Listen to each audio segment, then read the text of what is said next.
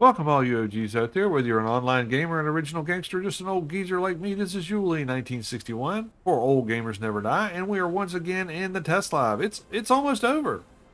9-1 is right around the corner. But, I was going through the stuff, and here my buddy Jabal says, hey, the people here have questions about how the whole attributes thing is going to work. So I thought I'd do a quick video on the difference between corrupted and uncorrupted attributes and how it works in Conan 3.0. It's almost here. So let's pull up the attributes. Let's talk about what they are and how they're different from what the current Conan attributes are and what it takes to get corrupted attributes and what do they really do? How do you get there and how does it work? How's that? That sound like a good idea? All right, let's do it. So you've probably seen in a bunch of different videos that the attributes for Conan 3.0 are set up a little bit differently than the attributes were set up for the original Conan. And you're not going to see things like encumbrance on here. You see it up here on the right-hand side of the screen at the top. It says, and I've got a lot of stuff in my inventory, so don't go by this number. But there's your encumbrance number. When you're starting to spend your points, there are 2 attributes that impact this number, and the rest of them don't. So when you're spending your points, understand that if you spend a point in strength, it'll bring that number up. If you spend a point in expertise, it'll bring that number up. If you spend a point in grit, stays the same. Spend a point in authority, no change. Vitality, same thing. And agility, same thing. So the only 2 ways you can impact your encumbrance in 3.0 is those 2 attributes, or external things like potions, armor,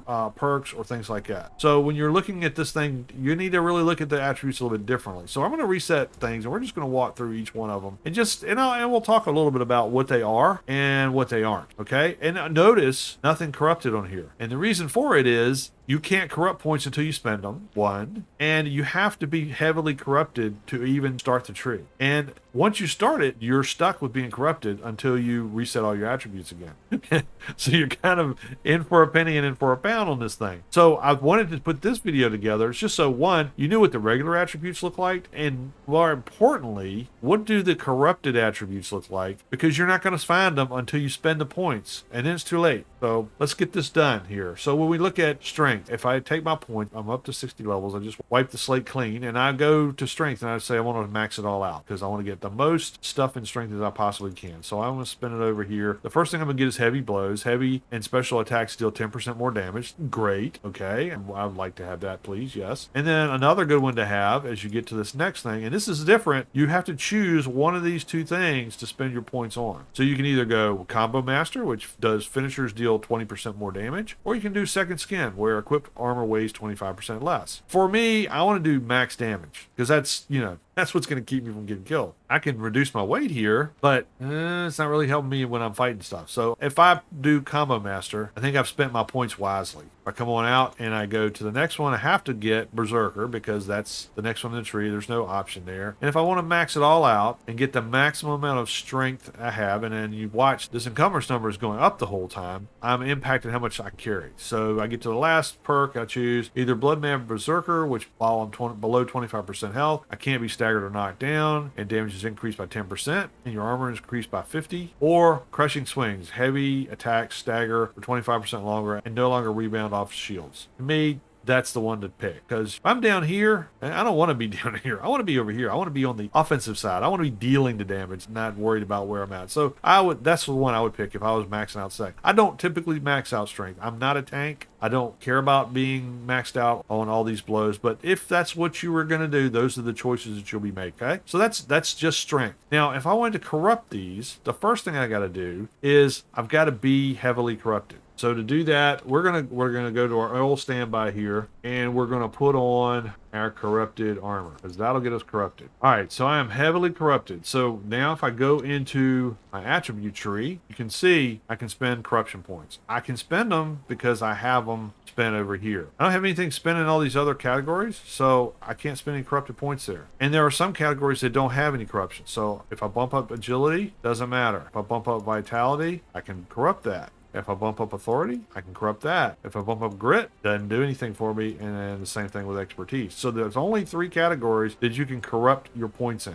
And you don't know what you're spending your points on. So that's why I wanted to get this video done. All right, so you go to corruption. You have to have soul essence in your inventory when you do this. Okay, I got a bunch of them just so we can go through this exercise. All right, so if I want to corrupt my points on strength, I can go and click here, and I'll start getting to a point where I'm using up the soul essence to corrupt these. And as I spend it, I hit the first item. The first thing that's in corrupted under strength is Scourge. Deal additional damage that scales with your corrupted strength. So the more points I spend here, the more this is going to give me as far as additional damage. Okay, and if I keep on going, you notice there's no decision tree anymore. I'm going to get what I get, and that is for strength, I'm going to get Mule Kick, which is pretty good. Knocks back enemies further and knocks them down. Okay, so that's a good advantage thing, especially if you've got some zombies and you just want them to wail on them. This Mule Kick helps you out a lot. And we keep going, and we get to Rack. Rack is blows from your strikes numb your opponents, reducing their damage potential. So that's a good thing to have if you're in the middle of a fight and you want to stun somebody. So that's good. And the last corrupted point that you can get is Desecrate. Chance when dealing damage to cause a blast of corruption to vent from the earth, knocking down and damaging enemies. So if you corrupt your whole strength tree, this is the perk tree that you're going to get. If you want to screenshot this, fine. That way you'll have it for reference later. Also, if you want to hop into my Discord, I've got all these different fully corrupted trees with PDF files in my Conan channel on my Discord. So if you're, want to have something for reference, it's there, or you can, like I said, do a screenshot here. Okay, so that's strength fully corrupted. So then let's go to agility. There's no way to corrupt agility today. That may change in future updates. I don't know. But as of now, there's nothing you can corrupt this. All right. The other attributes that we can corrupt are vitality and authority. So let's just wipe the slate clean here because the other trees are not going to be as helpful for us. And let's go down to vitality. We're going to have as many points as we want to corrupt spent in uncorrupted points before we can corrupt, if that makes sense. So we're going to go to vitality. And the first thing you get is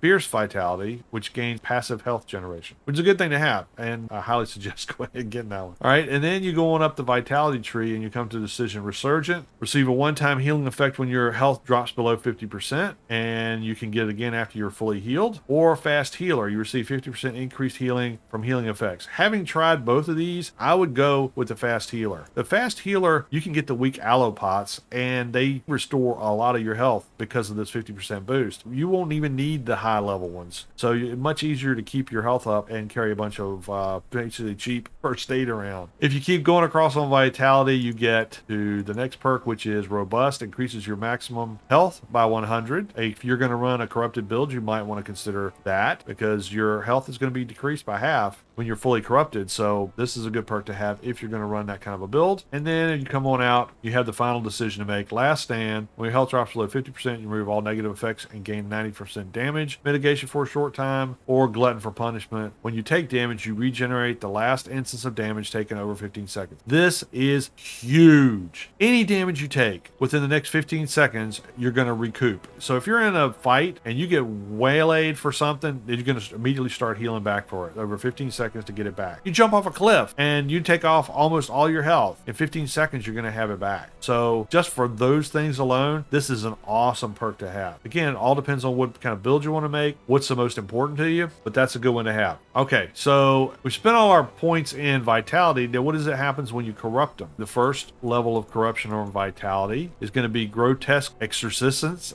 I love the words that they put in here. You gain passive health regeneration that scales with your corrupt vitality. Good. If I want to have a corrupt build, this is a way I can get my health back really fast, and it's going to scale the more points I put here. So maybe I want to spend some more here. And I'm going to come on up to the next. Again, no more decision trees to make. You're just going to get the perk that it is. And this is Twisted Flesh. You have a chance to deflect damage. The chance scales with your corrupted vitality. Another good perk to help you with a health that's split in half is being able to deflect that damage. Keep coming up and you get petrified. You're immune to bleed, poison, disease, and sunder effects. Another good thing so that you're not stunned in the middle of a fight and they can just keep wailing on you, or you're not going to bleed out when the entertainers or the cooks with the daggers start wailing away on you because you're immune to that. And then the final piece is Tainted Vessel. When you take damage, you expel corruption, dealing damage in the area around you, corrupting enemies around you if they can receive corruption. These perks, if you're going to corrupt, these are all good things to have to help you with your half health. Just like as you corrupted your points up here in strength. Okay, so let's reset that. And now we're going to go down to authority, because we can corrupt that one. So we're going to spend our points on authority, and I'll give you the run through of the way you can spend them just without corruption. The first one is irritate. Active followers will goad enemies attempting to force them to attack your follower. I don't know that this really does anything. I mean, I've had my follower basically stand toe to toe with a mob and just stand there and everybody stares at each other. They're not even hitting each other, much less irritating each other or trying to gain aggro. So I don't know if this is not quite aligned or adjusted right, or if it's just not that valuable thing, but you got to go through this one to get to the rest of them. So yeah, it is what it is. All right, so we go on up, we get to the first decision point, and that is commanding presence. Your active followers are inspired by your battle prowess and have their health restored when you deal damage in combat. Or healthy diet. Your active followers gain passive health regeneration when not engaged in combat.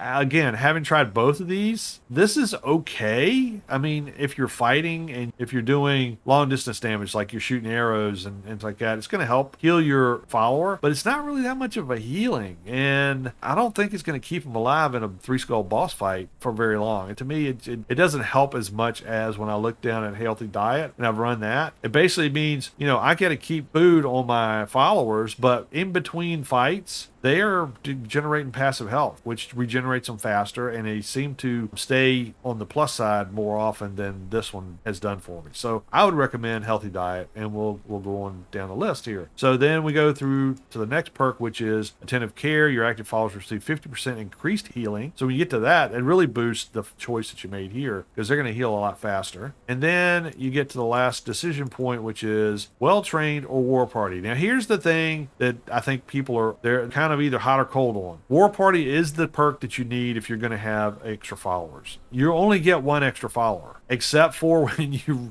make zombies. Zombies, you can have 3 zombies following you that count as basically one follower. So when you're making the zombies, they will follow you up to 3 of them. If you have this perk, you can have 4 zombies following you, because you can pick up a 4th or another thrall. But their stuff doesn't really, I mean, you've seen or heard probably that thralls are nerfed. Well, they don't get their points back this way. They stay kind of nerfed. So their health is going to be decreased, which means they're going to be more vulnerable. This one, it doesn't give you the extra follower. Again, you can still get 3 zombies, because they're going to count as 1. If you get 3 of them, they're going to follow you, and they get increased attributes. And I showed in an earlier video how much they increase, but it's substantial. I mean, it's a good chunk, and it gets their health way up. So they're more aligned with the old thralls at this point when you make that decision. So that's the one I go with when I'm running the loadout that I've been running on the test server, and it'll be the loadout I run when I get to the update. All right, so now we're going to corrupt these points. Now, what does that look like? So if we hit the first item, is going to be Frenzy. When you deal damage in combat, your followers enter a frenzy state. Frenzy's follower deal 3% increased damage for each corrupted authority attribute. So if you're all the way up to the end, these guys are going to get 3% times 1, 2, 3, 4. So they're going to get 12% increased damage. And if you've got 3 zombies doing this, then they're going to be mowing through some folks. Okay, so this is a good perk to have. Go up to the next one. Again, no more decision trees here. Flesh Bond. Damage taken to you is split between you and your followers. So this is a nice one to say. If you get hit, now it's going to split it between all your followers. So if you get hit for 10 points, you're all going to get 5. And just order of magnitude, you can scale it up. So it's not going to be the weakest one gets less points than the strongest one. Everybody gets the same. So that can be helpful. And then again, it just spreads it out. The next one is Devour. Damage dealt to your followers heals you. Nice perk to have. And especially if you're running a corrupted build where your health is always going to be split in half, anything that you can get that's going to heal you is good. And then you get down to the last perk, which is Demon Lord. When dealing damage, there's a chance for an uncontrolled demonic entity to appear to attack your foes temporarily. This is a nice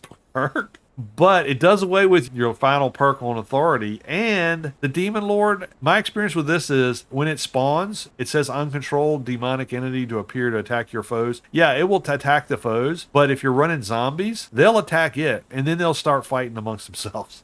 And it does damage to your zombies. So I don't really like this perk. I just soon leave that one off and keep the well-trained perk on the positive side. Just my opinion. All right, so let's reset that one.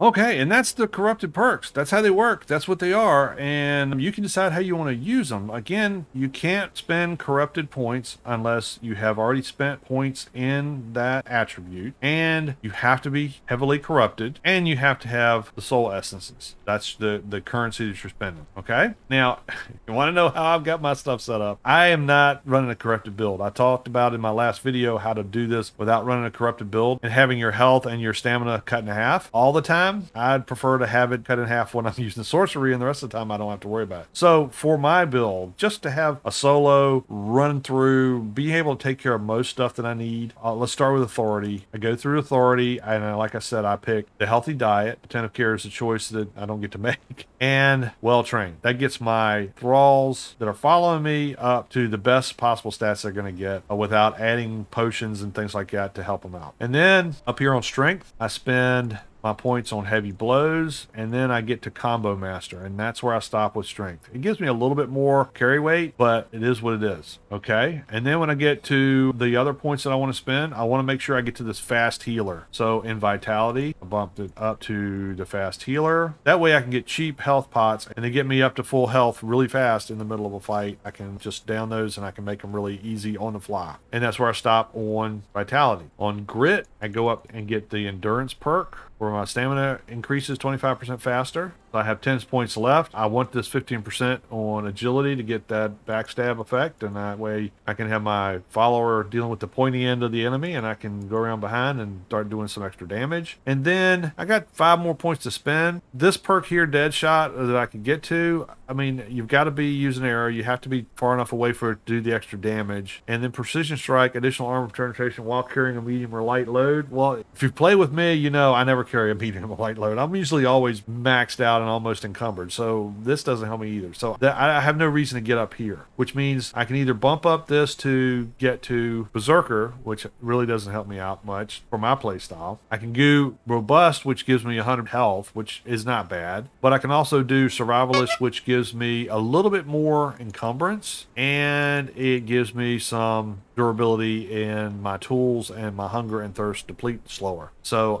that's where I spend those points right there. And to me, this is a decent build for playing solo, just going out in the world and, you know, moving along. I'm sure there will be instances where I'll want to reset this and be prepared for a different kind of boss battle, that this is not really going to work. But just for running around doing stuff, this seems to work really well for me. But try them out. There's lots of different combinations you can do. Again, like I said, the two things that are going to deal with your encumbrance, the only two that are going to impact that is strength and expertise. But mixing all these things together is what's going to make you successful. This is going to be a lot different than the previous version of Conan, because your setup here and the weapons and armor that you're using are really what's going to build your character to be able to handle the challenges in the game. You're not going to be able to throw your thrall into everything and expect it to survive. And even if you get the extra thralls, they're not going to be as powerful as they were. So you're going to have to change the way that you play the game. Your strategy is going to have to be a little bit different. And that's, to me, okay. It's what makes the game exciting for me to play again. It may frustrate people to get used to. It didn't take me long to figure out that, you know, I can still get stuff done. I just have to do it a little bit different. Well, I hope this helps you.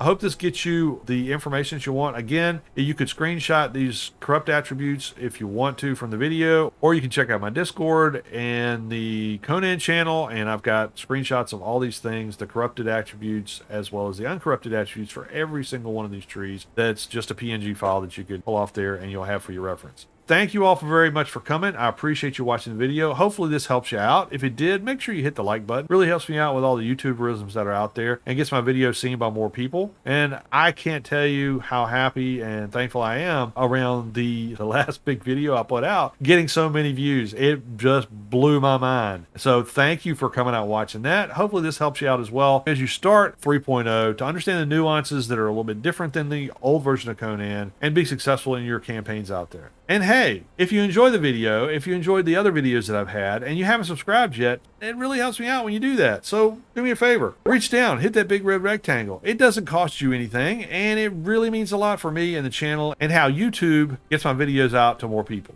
So hey, consider it. I appreciate it. And if you do, you have my undying gratitude.